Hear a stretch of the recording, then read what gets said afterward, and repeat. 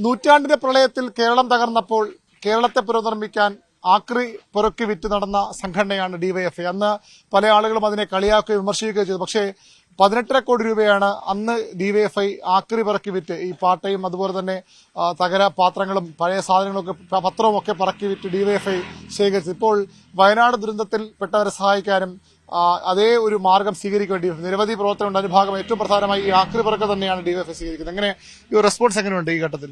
നല്ല പ്രതികരണമാണ് ജനങ്ങളുടെ ഭാഗത്തുനിന്നുണ്ടാവുന്നത്. അവരുടെ വീട്ടിലെ കരുതി വെച്ചിരിക്കുന്ന കാര്യങ്ങൾ മുഴുവൻ നമ്മൾ ചെല്ലുമ്പോൾ നമുക്ക് എടുത്ത് തരുന്ന ഒരു രീതിയാണുള്ളത്.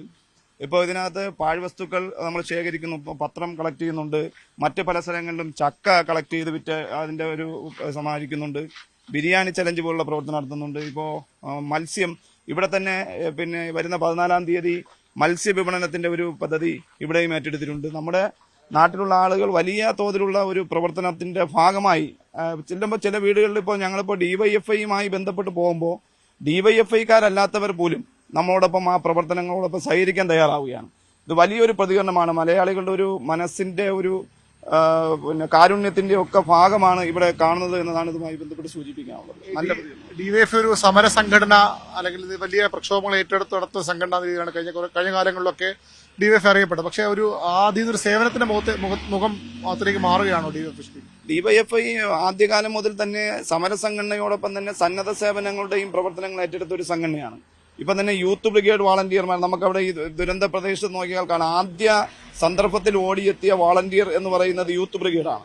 ഇവിടെയും നമ്മുടെ പ്രദേശത്തും ഉൾപ്പെടെ ഏതൊരു പ്രതിസന്ധി ഘട്ടം വന്നാലും പരിശീലനം സൃഷ്ടിക്കപ്പെട്ട യൂത്ത് ബ്രിഗേഡ് സന്നദ്ധ വാളണ്ടിയർമാരുണ്ട്. ഇപ്പൊ ഈ പ്രവർത്തനത്തിന് മാത്രമല്ല, രക്തദാനത്തിന് എല്ലാ വർഷവും ഏറ്റവും കൂടുതൽ രക്തദാനം നൽകുന്നതിന് അവാർഡ് വാങ്ങുന്ന സംഘടനയാണ്.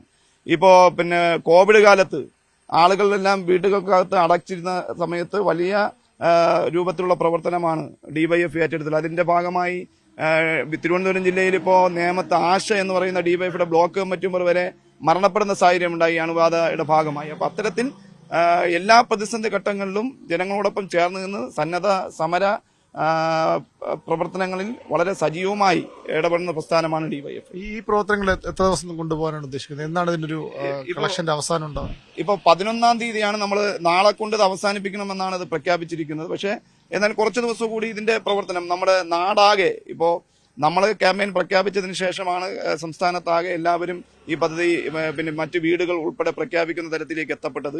ഇത് കുറച്ച് ദിവസം കൂടി ഒരാഴ്ച കൂടി നീണ്ടു നിൽക്കുമെന്നാണ് പ്രതീക്ഷിക്കുന്നത്. എന്തായാലും ഔദ്യോഗികമായി സംഘടന 11-ാം തീയതി കൊണ്ട് ഇത് അവസാനിപ്പിക്കണമെന്നതിനെ സംബന്ധിച്ചാണ് ആലോചിച്ചിട്ടുള്ളത്.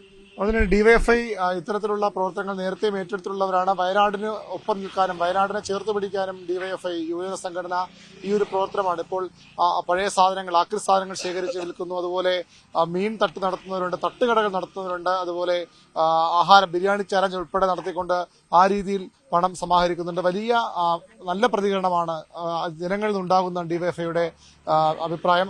അതാണ് അവർക്ക് മനസ്സിലാക്കാൻ കഴിയുന്നത്. ഏതായാലും ഡിവൈഎഫ്ഐയുടെ ഇത്തരം പ്രവർത്തനങ്ങൾ തുടരുകയാണ്. കേരളത്തിന് വയനാടിന് വലിയ സഹായം വേണം, വലിയ തുക വയനാടിനെ പുനർനിർമ്മിക്കാൻ അവിടെ ചൂരൽ മലയും അതുപോലെ മുണ്ടക്കയും പുഞ്ചിരിമട്ടവും ഒക്കെ പഴയതുപോലെ ആക്കണമെങ്കിൽ ഇനിയും വലിയ പല സഹായങ്ങൾ വേണം. ഡിവൈഎഫ്ഐ മാത്രമല്ല മറ്റു പല യുവജന സംഘടനമാർ ഇത് ചെയ്യുന്നുണ്ട്. ഇത്തരത്തിൽ കേരളം ഒന്നാകെ ഒറ്റക്കെട്ടായി ഇറങ്ങുകയാണ് വയനാടിനെ പുനർനിർമ്മിക്കാൻ, വയനാടിന്റെ സന്തോഷം തിരിച്ചുപിടിക്കാൻ.